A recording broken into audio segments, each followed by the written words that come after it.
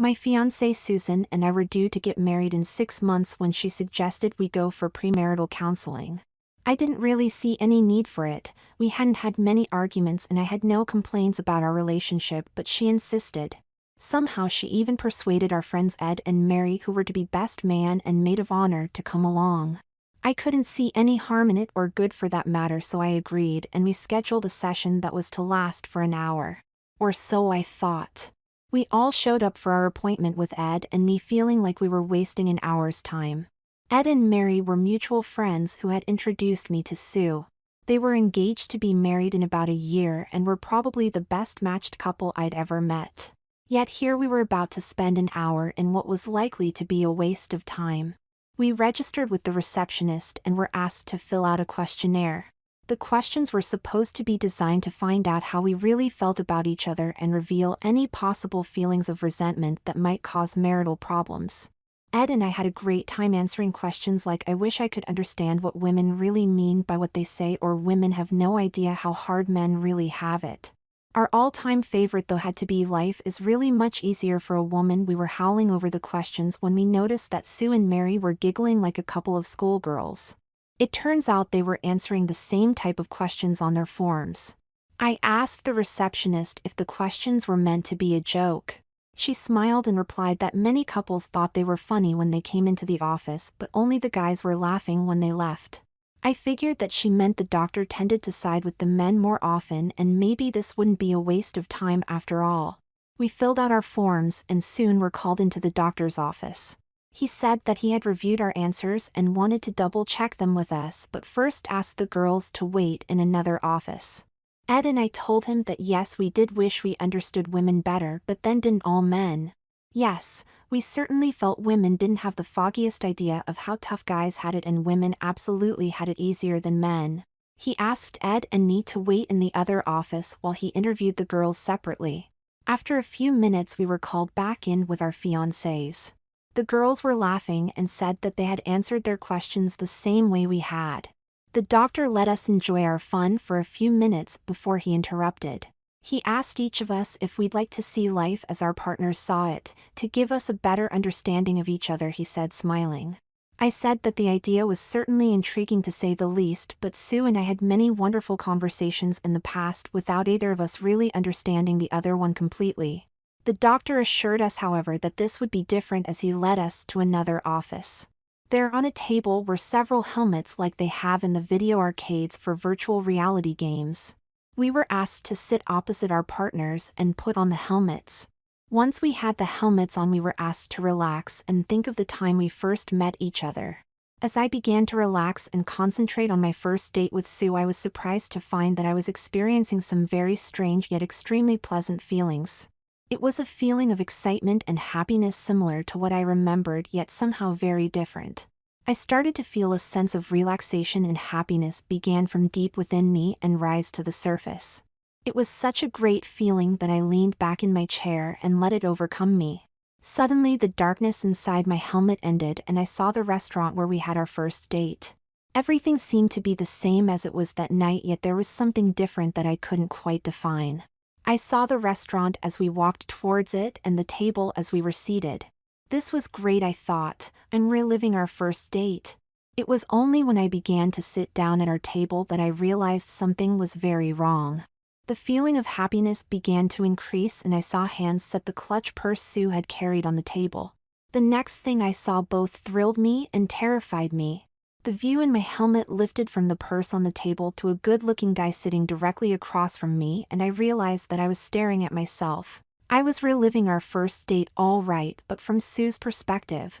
Before I could say anything, I heard Sue giggling. "So that's how you felt about me?" she laughed. "I should have slapped you." All I could say was, "What's happening?" The doctor explained to us that we were experiencing our first meeting from our partner's point of view. He said that the helmets allowed us to transfer our thoughts and feelings to each other, much like the arcade games made us feel that we were really in a game. Anything that one of us felt or thought could become reality to the other. Sue was ecstatic over the idea, and soon I found that she was transmitting her feelings to me. I tried to tell her to stop, but she was having too much fun, and soon I found that my own feelings were being pushed aside and I was experiencing more and more of her thoughts and feelings.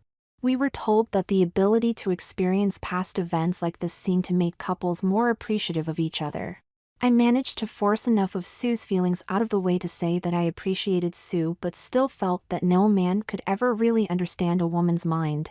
Ed readily agreed with me and added that although it was fun to experience Mary's feelings for a few moments, he would never really understand how she felt at other times. Women were different from men, Ed said. They didn't really see things in a practical way. The doctor let out a short laugh. Remember the old saying about not judging someone until you've walked in their shoes? He said. That's something I can give to you if you'd like. What do you mean by giving it to us? I asked, puzzled. Yes, Sue piped in, this sounds interesting. The doctor then proceeded to explain that if the girls agreed, he could use the helmets to help us switch places. He explained that he had found that what people referred to as the mind really existed. It wasn't a physical thing that you could touch or see, but rather a thought process that made each of us who we were. With the use of the helmets, this thought process could be switched between two people so that each would experience life as the other. Ed reflected my opinion when he said he thought the doctor's theory was a load of bull, but the girls were excited. How about it, Sue? Mary asked. Wouldn't it be great to let the guys see how tough we really have it in life? Without giving Sue a chance to reply, I shouted, tough? You have no idea of what tough really is. As I finished, I was suddenly overcome with a feeling of anger and excitement. I realized that Sue's thoughts were so strong that they were coming into my helmet again. I concentrated and cleared my head for a second, but it was too late. I suddenly realized that the last thought of Sue's to come across was that she planned on making the switch. A chill ran down my spine as I heard Sue's voice saying, let's do it. Within an instant, Mary agreed, and I heard the doctor tell them it would only take a second. I yelled to Ed to take off our helmets, but it was too late. As I frantically grabbed for my helmet, I suddenly felt a feeling of excitement come over me. As quickly as it came, the feeling began to subside, and I heard the doctor tell us to remove our helmets. I quickly pulled mine off and blinked, trying to adjust from the dark helmet to the bright room. Once I adjusted to the brightness, I felt a sinking feeling in my stomach. Sitting across from me was a guy who I immediately recognized as me. Please tell me this is just a bad dream, I exclaimed. At least I thought I did, for the voice I clearly heard was Sue's. Next I heard Mary saying, I hope you're right, but somehow I doubt it. I looked across the table to where the voice came from and saw Mary sitting there with a look of dread on her face.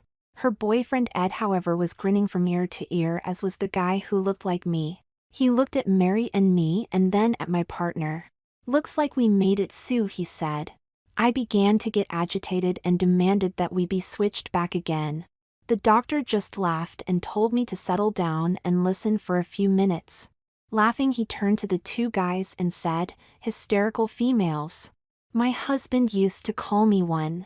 The doctor explained that he too had once been a woman. Actually, he had been the wife of the doctor who had invented the helmets.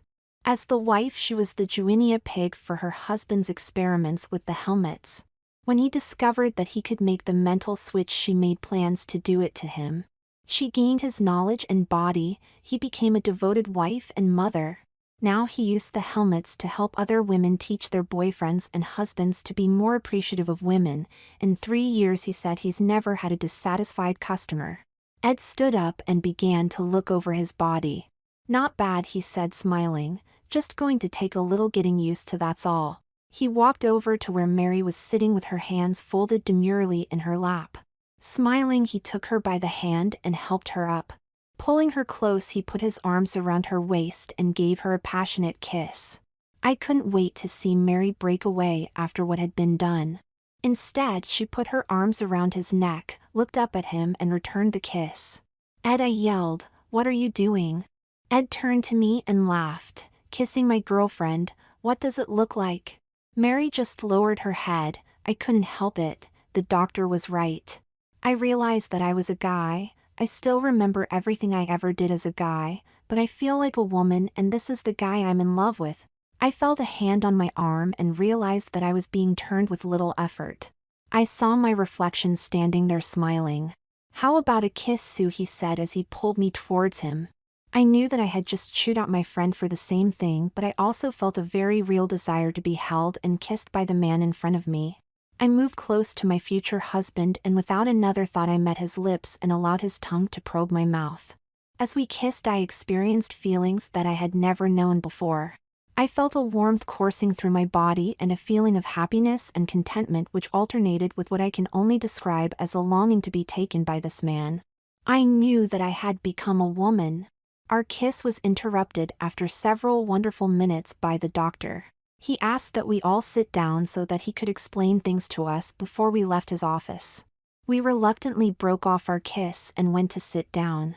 I was surprised when, without any thought to what I was doing, I smoothed out my skirt, sat down and crossed my legs. Dan sat next to me and held my hand in his.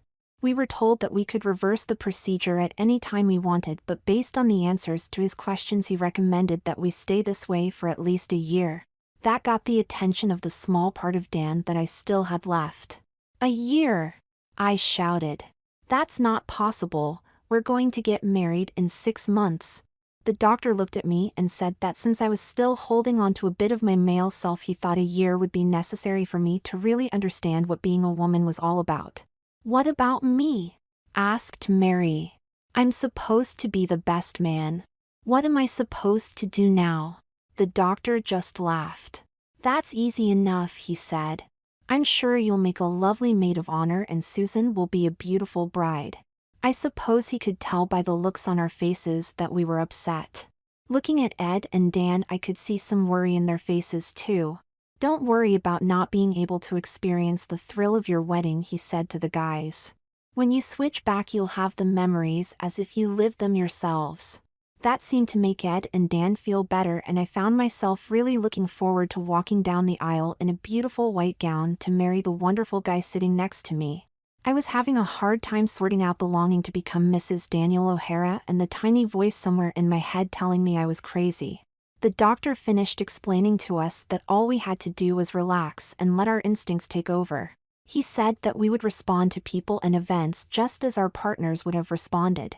He gave us complete assurance that no one would ever be able to tell we had switched places, and that after a year we could switch back with no problem. We got us to leave with the guys thanking the doctor for his help and Mary and I hoping all would be well. As we left the office, the receptionist reminded us about how she had said that upon leaving the guys would be the ones smiling. I wondered if she knew what had happened in our brief visit.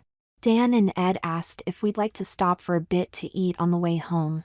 It sounded like a great idea, so we stopped at a nice little restaurant not far from the doctor's office. The hostess at the restaurant showed us to our table and the guys gallantly held our chairs as we sat down. Mary and I sat our purses on the table and proceeded to check out the menu. Our dates ordered steaks and baked potatoes for themselves, while without a thought Mary and I both ordered salads and grilled chicken. After the waiter had taken our order, Mary turned to me and casually asked if I'd accompany her to the ladies' room. It just never occurred to me to question what we were doing until I noticed the guys were laughing. "What's so funny?" I asked Dan. Dan stopped chuckling and in a low voice asked me if I realized where we were going. "Of course I do," I replied. "Why do guys think it's so funny for women to go to the ladies' room together?" Dan just smiled. "I don't know," he said as I picked up my purse. "Why did you two find it funny just last night?" I was puzzled for a moment. I knew we had double dated with Ed and Mary last night, but it took a second for me to understand. I smiled sweetly at the love of my life, gave him a kiss on the cheek and replied, "I guess it's something you guys will never understand." I tucked my purse under my arm and followed Mary to the ladies' room. Once inside, I was amazed at how I simply walked into an open stall, locked the door and began to lift my skirt. I pulled down my nylons and panties and sat down on the toilet. While I was sitting there, I took time to check things out. Where yesterday I had muscled, hairy legs, I now had smooth, shapely legs. I was wearing a pair of tan pantyhose, and instead of size 36 jockey briefs I was now wearing a pair of white lace briefs in a size 5. I also had on a light blue skirt with a white lace trimmed slip under it. A look at my chest found 2 bulges in a sheer white top through which a lace-covered camisole was clearly visible. I hesitated for a second, then glanced down below my beltline.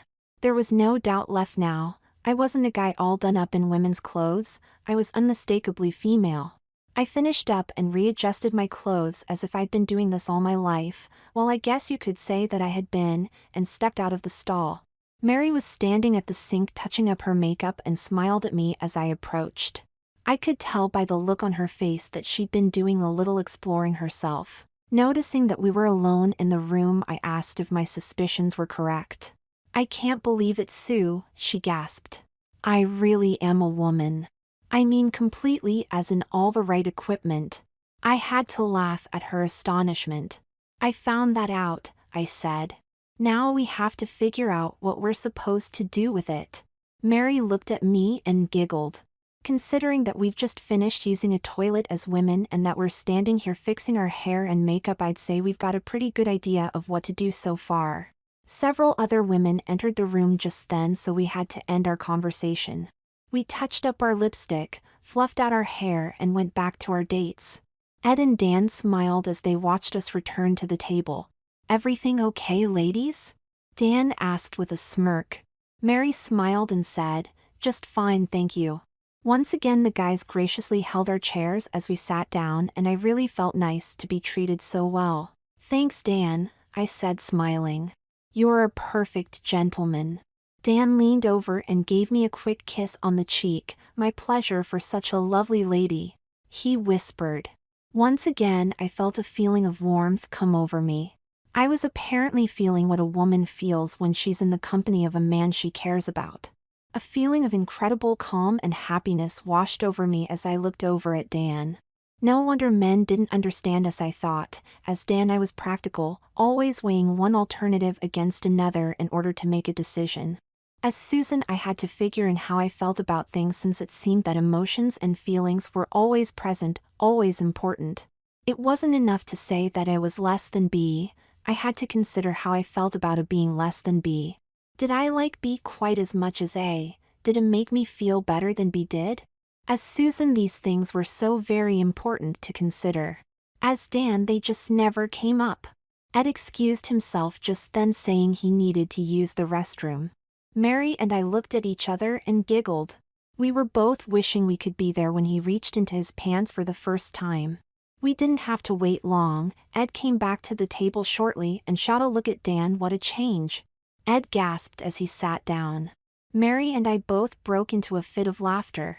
"It's what you both wanted, remember?" I said. "We could always go right back to the doctor's office." Mary laughed as she squeezed Ed's arm. "No!" exclaimed Dan, "not for another year." "Okay," I said quietly as I put my hand over Dan's. "Just remember that when you see me in what was to be your wedding gown." Dan's expression changed to a sinister-looking smile. He leaned close to me and whispered into my ear. "Oh, I'll remember," he said, "and I'm looking forward to seeing you in a sexy negligee on our honeymoon." Suddenly all the warmth seemed to drain from my body. The honeymoon! I had forgotten all about it. I suddenly felt sick at the thought of laying there in a negligee as my new husband prepared to take away my virginity. May noticed my expression and asked what was wrong. Dan just smiled and told her that he had reminded me of something I had forgotten. I told Mary we'd talk about it later, since the waiter had just arrived with our food. We managed to finish our dinners without any more problems, and after the guys paid the check, Dan drove back to what had been his home just hours earlier. He shut off the car, put his arm around me, and drew me close. "I'm sorry if I upset you, Sue," he said as he held me. My earlier feeling of dread had gone, and I was now feeling warm and secure as he held me close to him. "You're forgiven, honey," I said as I gazed lovingly at his face. "I love you, Dan." Dan smiled and cradled my face in his hands. Bending down to kiss me, he whispered, "I love you too, Susan. I can't wait to marry you." As we kissed, I felt the warmth change and develop into what I can only describe as passion. I understood what was meant by the saying, "in the heat of passion." I was burning up inside, and I couldn't wait to give my virginity up to this wonderful man. As we broke off our kiss, I noticed that Ed and Mary were watching us from the back seat. "What a kiss!" exclaimed Mary. "I'd kill for a kiss like that," Ed said with a laugh. Mary turned to Ed and with a seductive smile said, "Well then, pucker up, big boy." Mary then leaned into Ed and kissed him with all the feeling she could muster. I was beginning to feel embarrassed watching them when I felt Dan pulling me close. I wasn't about to resist, I just snuggled close, closed my eyes and submitted my lips to him. I wasn't disappointed. Dan was kissing me as passionately as he had the last time and I loved it. I felt his tongue against my lips and opened my mouth to accept it. I was a woman in love and I wanted to give Dan all the love he could handle. I reached into his lap to give him a little squeeze and found that he had a huge erection. I wouldn't have thought it possible, but as I squeezed, Dan's kisses actually became even more passionate. Soon I felt his hand cupping one of my breasts. I gently placed my hand over it and squeezed. Dan didn't need any more encouragement, soon he was alternating between squeezing my breast and massaging my now stiff nipple. A flood of emotions swept over me and I was ready to submit to Dan right then and there. I was in heaven. Fortunately, I suppose, Dan removed his hand from my breast and gently broke of the kiss. All I could do was to stare up at him and smile. I decided, albeit reluctantly, that Mary and I should say good night to the guys before things got too serious. We gave our dates one last kiss on their cheeks before calling it a night. Mary had agreed to spending the night at my apartment so that we could talk privately without the guys around. We both felt that there are many things we had to sort out for the coming year. Once inside the building, I took the apartment key from my purse and opened the door without a thought. After we got inside and set down our purses, we both broke into laughs. We knew that just hours before we had both been guys living elsewhere, but now it was as if we had been Susan and Mary all of our lives. The apartment seemed so familiar to me as Mary and I both kicked off our heels and plopped down on the sofa. "What's happened to us?" asked Mary. We were acting like a couple of horny babes out there in the car. "We are a couple of horny babes now," I answered. I wanted to rip my panties off and let Dan take me right then and there. "Whoa!" Mary exclaimed. "Aren't we forgetting that we're really a couple of guys? We're getting kind of carried away here, don't you think?" I hesitated before answering. "I can't help it though," I said, confused. One moment I'm a 25-year-old guy wondering how he can get out of the mess he's in, and the next instant I'm a 23-year-old woman in a passionate embrace with the guy I used to be. A smile crept over Mary's face as she began to remember how she had felt. "You're right, you know, all I could think about was how sexy Ed was and what a great lover he's going to be." The smile on her face disappeared as quickly as it came. "Good Lord!" she cried. "Now you've got me thinking like some love-sick female." I laughed. "I don't know about you, but personally I kind of enjoy being a love-sick female." Mary's smile came back. "Me too," was all she could say. We spent the next several hours going over what had happened to us and what the next year would be like. We both agreed that no matter what, we had to keep whatever part of Ed and Dan that remained in us alive. In a year we would be guys again, and hopefully this would be all a bad dream. "Thank heavens it'll all be over in a year," Mary sighed. "Then we can be normal guys with great wives." "Aren't you forgetting something?" I asked. "What's that?" Mary asked hesitantly. I wasn't sure if she had forgotten or chose not to remember, but I figured it was time for a quick reality check. "By the time that year's over," I said with a smile, "you and I will have become a couple of married ladies." I went on to explain to her about what Dan had said in the restaurant that had upset me so. She really hadn't given a thought to becoming Ed's wife and what that would involve until we switched back. "Dear God!" she cried. "You mean we'll actually be married as women?" "It's not just being married as women that I'm talking about, you ninny," I explained. "There's the little matter of a honeymoon and life as wives until we switch back." Mary just sat there with a stunned look on her face. "They wouldn't really expect us to let them make love to us as women, would they?" "Imagine yourself as Ed," I replied. "What would you want from Mary on your honeymoon?" Mary's face brightened up as she thought about her plans. Oh, I pictured a romantic evening at this quaint little spot with Mary in this nightgown I picked out for her. It's a low-cut satin negligee with lace straps and lace across the front and down the sides. I don't plan on her wearing it for very long though, if you know what I mean. We're going to have a fantastic night of lovemaking before heading off to a romantic cruise and more lovemaking.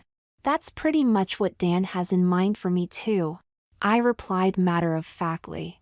Now picture yourself in that negligee as Ed makes passionate love to you. Mary's smile faded instantly. I can't do it, she said. There's just no way. What will you do? I asked. Break up with Ed? You'd spend the rest of your life as a woman if you did. Face it, we either spend a year as women or a lifetime. Mary just stared off into space. I just can't picture myself as a wife, she said in a low voice. Tears began to roll down her cheek. I leaned over and put my arms around her. It was such a natural thing to do as she collapsed sobbing into my arms. What's happened to us, Dan? She cried. What are we going to do? Maybe we can convince Dan and Ed that they're really missing something and get them to switch again, I volunteered. Otherwise in 6 months I'll walk down the aisle in a wedding gown and say I do. Afterwards I'll probably end up in a sexy negligee making love with my husband. I helped Mary to sit up and then continued. Maybe we can convince them that we're better men than women. Mary stopped crying and looked at me. What if we can't? She asked timidly. I just looked at her. How do you feel about becoming a mother? We spent the next several hours scheming of ways to convince Dan and Ed to switch back. We finally decided that, strange though it sounded, the only way to do it was to show them what they were missing. Before the switch, Susan never really dressed very well. She was a really gorgeous woman, and although I kept telling her how pretty she was, she refused to take advantage of it. My job now that I was Susan would be to show her what a knockout she could be with a better wardrobe and cosmetics. Mary was going to take a similar route with Ed, but also emphasize his past desire for a traditional marriage where he would stay home and raise the children. We hoped this would awaken some feelings in him that would make him long to switch back to being female. After deciding on a course of action, we said good night and Mary left for home. I decided that I had better get a shower and get to sleep since Mary and I planned to start shopping for me in the morning. As Susan had done many times before, I walked straight to the bedroom to get some clothes for bed. It was only when I opened a drawer full of lingerie that I decided to do some exploring. I opened the walk-in closet and found more slacks than skirts or dresses. Those that I did see were nothing to write home about. The skirt and shirt top that I was wearing were easily the nicest things Susan owned. Her lingerie was for the most part white cotton with a few pairs of stretch lace ones like I was wearing. Pulling out a pair of panties and a plain yellow cotton nightgown, I headed for the shower. Once in the bathroom, I undid my skirt and stepped out of it. I was wearing a rather plain, white half-slip with just a touch of lace trim. I took off my slip, blouse, and stockings and noted with approval the lacy camisole and panties I wore. I wondered what influenced my extremely conservative girlfriend to buy what was for her such sexy lingerie. I took off my remaining clothes and took a moment to examine myself in a full-length mirror. I decided that I was actually quite a well-put-together lady with firm breasts, a terrific figure, great legs, and a cute little butt. Odd, but I also found that I liked being a well-put-together lady. I turned from front to back looking at myself and actually found myself wondering what it would be like to make love as a woman. It took a great deal of effort to rid myself of that thought, which really scared me. I hoped Mary and I could switch back in time before I found out the answer to my thought. I prepared to take a shower when I suddenly found myself thinking about how nice a hot bath would be.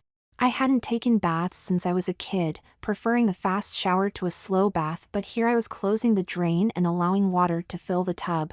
After I got in, I reached for a bar of soap and was disappointed to find that it was ordinary soap. I'll fix that first thing tomorrow, I thought as I made a mental note to buy some creamy, scented soap when I went shopping. After making the little note to myself, I began lathering up my legs and was reaching for the razor when I stopped short. What was I doing? I wondered. Why was I acting like it was normal to shave my legs? Susan's brain provided an answer readily enough. Because women did not want hairy legs and I am a woman.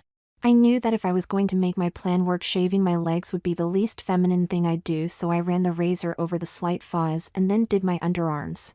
I finished shaving and laid back to enjoy the warm water when I decided to do a little exploring of my new body. I cupped a breast in each hand and raised them to get a better view. My thoughts drifted off to making out with Dan in the car, and soon I was rubbing my hands over my breasts and squeezing my nipples. I was sort of pleased at the way my nipples stiffened up after squeezing them a few times and was comparing the sensation with the way it felt when Dan squeezed them. I was definitely sure it felt better to have Dan squeeze them while he kissed me. I was really beginning to drift off into a daydream of Dan kissing and fondling me when my male mind broke through. If I was ever to become a man again, I couldn't afford to have such thoughts, regardless of how pleasant they were. I quickly got out of the tub and began drying myself off when I accidentally rubbed against the patch of hair above my crotch. It was as if a bolt of electricity had run through me. I never experienced anything like that feeling before, and I just had to have more. I began to explore my new body part with glee, first rubbing one way then another. I was leaning against the wall just to keep standing, so I reluctantly pulled on my nightgown and went into the bedroom to lie down. I practically jumped onto the bed and rearranged pillows to be comfortable. Tossing my panties aside, I began to continue where I had left off. The feeling was exquisite. I had masturbated before as Dan, but never came close to these kinds of feelings. Soon my pace increased dramatically, and it was all I could do to keep my back flat on the bed, since most of the time it seemed that my head and feet were the only parts of me touching the bed. Soon, much too soon, I thought I felt a sensation building within me. It seemed to start in my toes and head at the same time and worked its way towards the middle. When the feelings met, I practically screamed in delight. If this is what a woman feels during an orgasm, why did Sue and Mary become guys? I wondered to myself. And why, oh why would I ever want to be a guy? I laid there with thoughts of me in a beautifully sheer negligee laying next to Dan as he kissed and caressed me. After a period of him exploring my body, he would kiss me as he ever so gently removed the satin and lace panties I wore. I would smile and kiss him as he took me and with great care made love to me. He would raise my negligee and allow him to suck on my breasts as we moved together in a rhythmic dance of love. My dreams were shattered again by my male mind telling me that it could never be. I must somehow become a man again so that I could enjoy making love to Susan. At this point, though, I wanted nothing to do with making love to Susan. I wanted only to be Susan and have my husband spend hours making love to me. I decided that just this one time I could afford such a fantasy as I slipped on a pair of lace panties and drifted off to sleep. Tomorrow morning would be time enough to begin convincing Dan to let me become a guy again. Tonight I was a woman, and nothing was going to keep me from enjoying the feelings that only a woman could have. I woke up the next morning and was momentarily surprised to find myself in a nightgown and panties sleeping in a strange room. For a split second I thought that I might still be asleep and in the middle of what seemed to be a strange dream. A quick check of my crotch, however, confirmed that my strange dream was all too real. After a few minutes of reflection on the previous day, I set off for the bathroom to get ready to begin convincing Ed and Dan that they'd rather be women than men. I knew it would take a lot of work, but I just couldn't picture myself being married in a white gown. I finished up in the bathroom and went back to get ready. I pulled out a set of hot curlers from the closet and began to set my hair. Fortunately, Sue's memory of setting her hair provided me with all the help I needed, and I soon had a head full of curlers. I pulled on a pair of knee-highs, then looked around for a pair of jeans to wear. Pulling on a pair, I looked at my figure in a full-length mirror and was very disappointed in what I saw. Sue had always preferred loose-fitting clothes for reasons I could never understand, and no amount of pleading on my part could get her into a pair of tight jeans. I pulled off my nightgown as carefully as I could so as not to mess up my curlers. I found a satiny, lace-trimmed bra in a drawer and with a little effort got it on and fastened. I was a little surprised at the bra since it seemed a bit too fancy for Sue, but it was just what I was looking for. I picked out a pink shirt figuring it would be easier to put on with curlers in my hair. After I buttoned it up and tucked it into my jeans, I decided that it was just a bit too conservative looking, so I unbuttoned a few buttons. Looking in the mirror, I noticed that if I bent forward a little bit too much, the lace at the top of my bra peeked out. Satisfied that I looked better, I started to take my curlers out. After I finished removing my curlers, I spent a few minutes brushing and fluffing out my hair to show my curls off. I had to do some serious digging in drawers, but I found a pink scarf which I could use to tie back my hair. While I was hunting for the scarf, I ran across a makeup kit Sue had bought but rarely used. I used a touch of pink above the eyes to match my top and some mascara to make my eyes look larger, a dark blush and lipstick, and I looked great. I sprayed on some perfume, stepped into a pair of open-toed sandals and went to wait for Mary. When Mary arrived, she looked at me from top to bottom and smiled. "You're better looking than I remember, Sue," she said. "Since when did you start wearing makeup?" "Since today," I replied. "I intend to really make Dan see what he's missing. If there's any bit of female left in him, I intend to make him so jealous he'll beg to switch back." Mary stared for a second or two before she spoke. "What happens if this backfires?" she asked. "I mean, what if they decide we make better women than they did?" "Don't even think about that," I said as firmly as I could. "It's a risk we have to take if we're going to avoid becoming their wives." "Let's not talk about that," said Mary in a very serious tone. "I have this terrible fear that I'm going to end up as a wife and mother." We both agreed to try to avoid thinking of the consequences of our plans not working. Hopefully after a year we could go back to being guys, but what if that didn't happen? Could we really adjust to spending the rest of our lives as women? Not wanting to consider that idea, grabbed my purse, threw some makeup into it, and headed to the mall with Mary. Once we got to the mall, we headed for the ladies' department of a leading store. Mary and I began to check out the different styles, looking for just the right outfits. I chose several dresses to try on. My favorite was a teal blue dress with a low-cut V-neck that was trimmed with gold buttons. Next was a black jacket with a pleated red skirt. I went to the dressing room and tried on my choices. When I walked back out to show Mary, she agreed that I looked as good as I thought. I decided to buy both outfits along with a blue floral print dress with a wide skirt. I couldn't wait to try these outfits out on Dan. I thought that if anything got to him, these would. Mary picked out a silky pink dress that looked fabulous on her. It fell to just below her knees and seemed to hug her curves like a glove. I told her that once Ed caught sight of her in that dress, he'd agree to switch right then and there. We were determined to show Dan and Ed how great they could look and feel as women. We spent the entire morning and afternoon shopping for outfits to spruce up our wardrobes. We both bought 5 or 6 new dresses along with some nice tight jeans, low-cut tops and shorts, and some very sexy lingerie.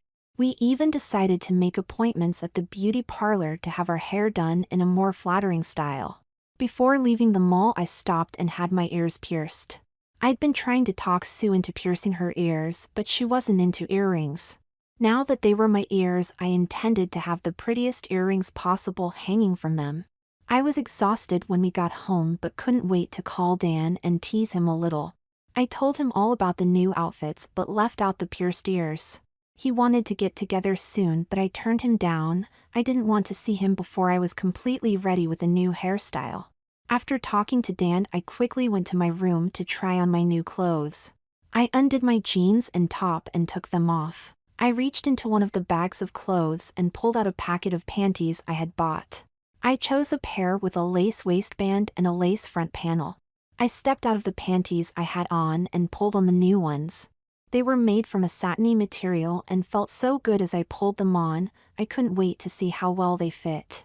When I saw myself in the mirror, I knew I had made the right choice. My new panties fit me like a second skin and felt wonderfully smooth and silky.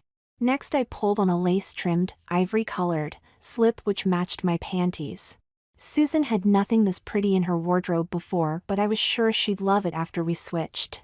I sat down, took off my knee-highs and pulled on a pair of black pantyhose. After a few seconds of tugging and adjusting, I had them smoothed over my legs and up around my waist. A glance in the mirror showed me a really sexy-looking lady. I barely noticed that every time I saw myself in the mirror, I enjoyed it more and more. Something told me that I really shouldn't be having so much fun, but I couldn't help but feel that I made a really pretty woman and I loved looking that way. I pulled on the black pleated skirt, then put on the red jacket that went with it. Everything fit perfectly and made me look beautiful. I understood the idea of feeling pretty that I had so often heard from women. After trying everything on, I pulled on a pair of my new jeans and a light blue sleeveless top.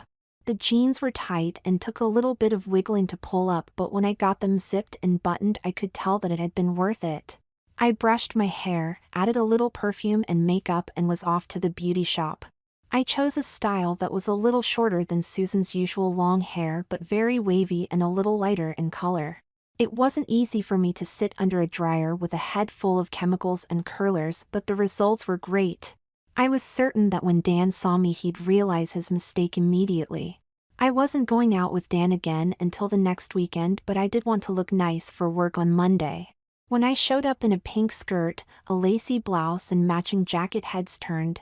The other women in the office where I worked showered me with compliments, and I noticed many of the men who had paid no attention to me before were suddenly interested in saying hello. Mary called me later that morning and suggested we get together for lunch. Since we worked in the same building, we often spent time shopping together. Today, however, we just wanted to compare outfits and talk about how people were treating us. It turned out that it was a major change in Mary's style of dress, and people kept telling her how pretty she looked. "I'm getting worried though," she confided. "I'm really beginning to like being treated this way and looking so nice." I admitted to the same feelings, and when no one was near I quietly told her about the orgasm I had experienced from masturbating. "That good, eh?" She laughed. "Makes me want to rush home and give it a try." "Be careful," I warned jokingly. "You might to make the change permanent." We had a lot of laughs before returning to work, and the rest of the day went by in a blur. That evening I got a surprise, my first period. I'm certain it wasn't Susan's first, but I had never considered the possibility of having periods before this. Luckily, I remembered where everything was and how to handle it. Still, it was a real wake-up call, sort of in case you've forgotten you're a woman. The week passed by and soon it was time for my date with Dan. I spent the entire day primping and getting myself ready. I chose the teal dress with black lingerie and matching shoes. I did my makeup just right and waited for Dan. When I opened the door I got a shock. Dan had begun to grow a beard. It really looked good on him, even though I had never thought on growing one when I was a guy. Dan looked me over and smiled. "Looks like you've been busy too," he said with a smile of approval. "You look positively luscious." Before I could thank him he pulled me towards him and began to kiss me. My mind kept shouting for me to stop, but there was no way that I could. My arms went around his neck and I returned his passion. I felt so secure and peaceful in Dan's arms that I didn't want the kiss to end. No matter how much I told myself that I should be him, I couldn't stop the wonderful warmth and love that seemed to overcome me. When we finally finished I asked him if he liked the way I looked. Stupid question, he just smiled and began to kiss me again. I took that to mean that he approved. After several more wonderful minutes we finally left for the restaurant. Dan was such a gentleman, holding my jacket for me and opening the car door for me. He really knew how to make me feel special. At the restaurant Dan seemed to hang on every word I said. He never took his eyes off me for an instant. After we ate Dan asked if I'd like to dance. I was thrilled to have him lead me to the dance floor and put his arms around me. As we danced I laid my head against him as he held me tight. I was in heaven. I just knew that I made the right choice for a husband. All thoughts of making him wish he were a woman again left my mind. Tonight I was a beautiful woman alone with the man she loved, and I intended to enjoy it. I still had several months to change his mind. That was a wonderful evening. I was sad that it had to end. Dan dropped me off and we sat and kissed some more in his car. We giggled and carried on like a couple of love-sick teenagers. I finally had to say goodnight before we both got carried away. After all, I wanted to wear a white wedding gown. Well, needless to say, the next 6 months passed by without my ever getting around to suggesting that we switch back. As time passed, thoughts of being a guy were pushed further and further into my distant memory that sometimes I wondered if I had ever really been a man. Of course, whenever I was with Dan I knew I was meant to be a woman, his woman. We were married as planned. I wore a white gown with a sheer insert at the bodice and pear trim across the bust. Our wedding night was the most beautiful experience I could ever have hoped for. I wore the prettiest negligee imaginable and white satin panties. Dan was a gentle but dedicated lover who brought me to one shuddering orgasm after another, and I did my utmost to please him. The year has passed and it's time to go back to have our minds switched back to their old bodies. We've canceled our appointment, however. Dan has no desire to be a woman again, even if I were willing to give it up. We've even talked Ed and Mary into staying as they are. After all, I'll be Mary's matron of honor and Dan will be Ed's best man. Most important of all, though, is that Mary and Ed have agreed to be the godparents for our baby. I found out a week before we would have switched back that I'm about to become a mother. I have a husband who is kind, considerate and a fantastic lover, and soon I'll be a new mother. What more could a woman want?